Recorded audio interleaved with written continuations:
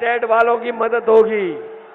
हमें अगर नई भर्ती भी निकालनी पड़ेगी तो नई भर्ती निकाल करके टेट वाले और तमाम लोगों को शिक्षक बनाने का काम करेंगे। हमारे शिक्षा मित्र को मानदेय समाजवादी सरकार में मिलता था, इनकी सरकार आई तो उनका भी सम्मान छीन लिया।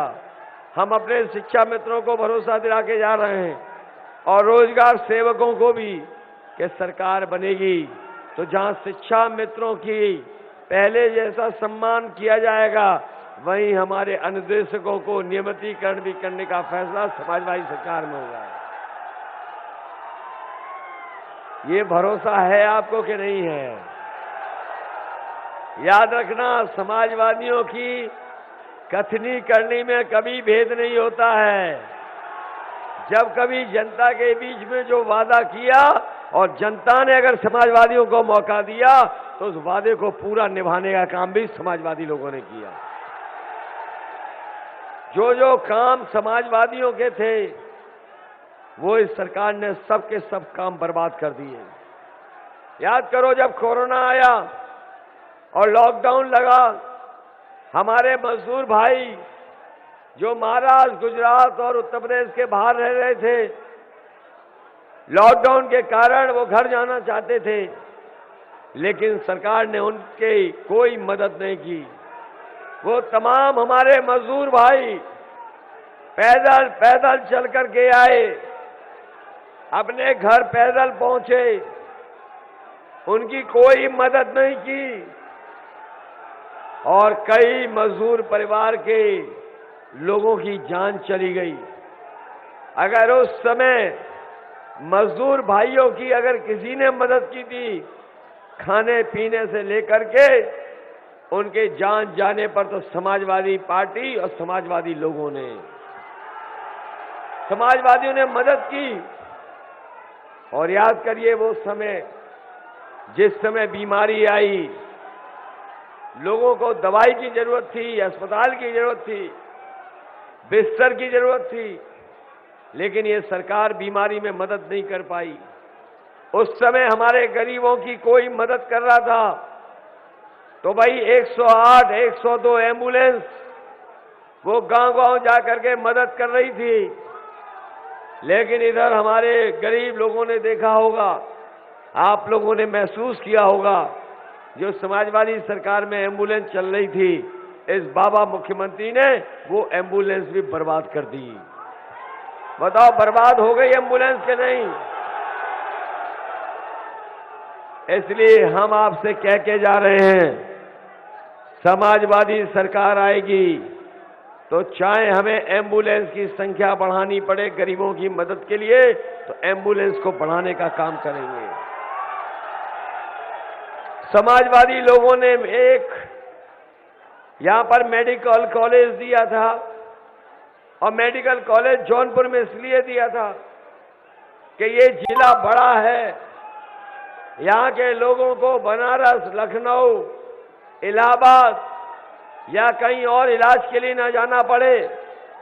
न केवल यहां पर पढ़ लिख करके नौजवान डॉक्टर बने, वहीं हमारे गरीबों का सस्ता और फ्री इलाज हो जाए।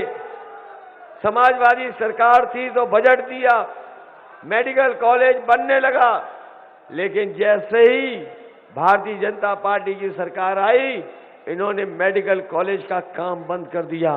और आज भी अगर जाओगे देखोगे तो वो मेडिकल कॉलेज नहीं लगता है।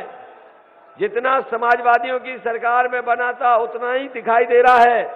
लगता तो ऐसा है कि बाबा मुख्यमंत्री ने इन 5 सालों में उस मेडिकल कॉलेज को बनाया नहीं, बल्कि आधुनिक खंडर बना करके खड़ा कर दिया। न केवल मेडिकल कॉलेज बनाया, लेकिन दिल्ली वाले कैंची लेके आ गए, लखनऊ वाले फीता लेके खड़े हो गए और बताओ उसका उद्घाटन कर दिया। जो मेडिकल कॉलेज पूरा नहीं हुआ, उस मेडिकल कॉलेज का उद्घाटन कर दिया। हम आपको भरोसा दिला के जा रहे हैं, इस जौनपुर के मेडिकल कॉलेज को चलाने के लिए अगर हमें डॉक्टर और स्टाफ को लखनऊ जैसी पीजीआई की सुविधा देनी पड़ेगी, तो पीजीआई जैसी सुविधा देकर के इस मेडिकल कॉलेज को चलाने का काम करेंगे।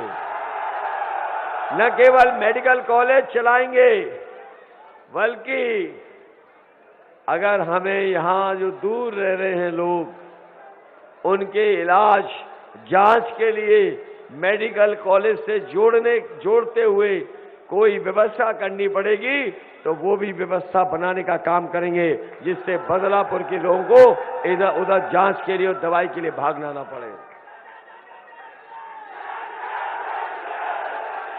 इसलिए आपसे हम मदद मांगने आए हैं। बताइए, मदद करोगे? ये चुनाव सरकार बनाने का है कि नहीं है? बीजेपी के लोगों ने जो दुख और तकलीफ और परेशानी दी है, वो भूल तो नहीं जाओगे? और ये हमारे नौजवान 5 साल से इंतजार कर रहे थे नौकरी और रोजगार के लिए, 5 साल और इंतजार तो नहीं करोगे? इस बार इनको साफ कर दोगे कि नहीं कर दोगे? इनके विधायकों को वोट, इनके बीजेपी के प्रत्याशियों को आपने वोट मांगते देखा कि नहीं देखा? इधर आपने देखा होगा बीजेपी के जो प्रत्याशी हैं, वो जनता के सामने दंडवत होकर के माफी मांग रहे हैं। कुछ विधायक ऐसे हैं जो कान पकड़ करके उठक बैठक लगा के जनता से माफी मांग रहे हैं। और अभी मैंने कुछ दिन पहले देखा कि एक बीजेपी का प्रत्याशी तेल मालिश कर करके माफी मांग रहा है। बताओ, ये देखा कि नहीं देखा? इसलिए हम कह के जा रहे हैं, ये तेल लगा करके माफी मांगने वालों से कह के जा रहे हैं, चाहे वो जनता के सर की चंपी करें और चाहे उठक बैठक कान पकड़ करके 700 बार भी लगाएंगे, तब भी किसान और नौजवान इन्हें माफ करने वाला नहीं है।